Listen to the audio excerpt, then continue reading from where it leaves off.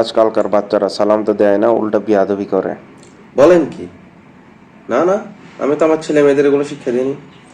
আমি তাদের আগে বলেছি তারা সালাম দিবে, তারপর বেয়াদবি করুক, সমস্যা নেই। আর ওই দিন তো দেখলাম এক ছেলে মায়ের সামনে মেয়েকে ডিস্টার্ব করছে, এ কেমন কথা বলুন তো? মায়ের সামনে? না মানে, মেয়ের মা আছে, তাও ওই ছেলে গিয়ে ওখানে ডিস্টার্ব করছে? হ্যাঁ রে ভাই। হায় রে সমাজ! আসলে পরিবারের শিক্ষা যদি ঠিক না থাকে তাহলে তো এরকম হবেই।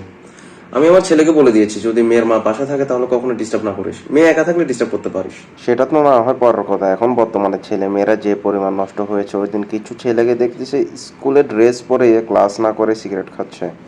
সিগারেট খাচ্ছে? তাও আবার স্কুল কামাই করে, মানে বাসায় বলছে স্কুলে যাবে কিন্তু স্কুলে যায় নাই, সিগারেট খাচ্ছে। শিক্ষা ব্যবস্থার অবনতি, আমাদের শিক্ষকরা দিন দিন দুর্বল হয়ে পড়ছে, ছাত্রদের আগের মতো শাসন করে না। আমার ছেলে কিন্তু এরকম করে না আবার। না না, সে একদম ক্লাস মোটেও কামাই করে না।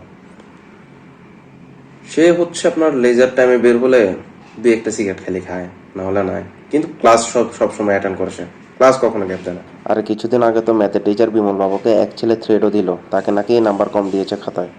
দেখুন কারবার, নাম্বার কম পেয়েছে এখানে শিক্ষকের দোষ কি? তুই নিশ্চয়ই পড়ালেখা করিসনি, ঠিক আছে না? হ্যাঁ তা আজকে ঠিক। যদি সব স্টুডেন্টের নাম্বার কম পেতো তাহলে আমি শিক্ষককে দোষ দিতে পারতাম।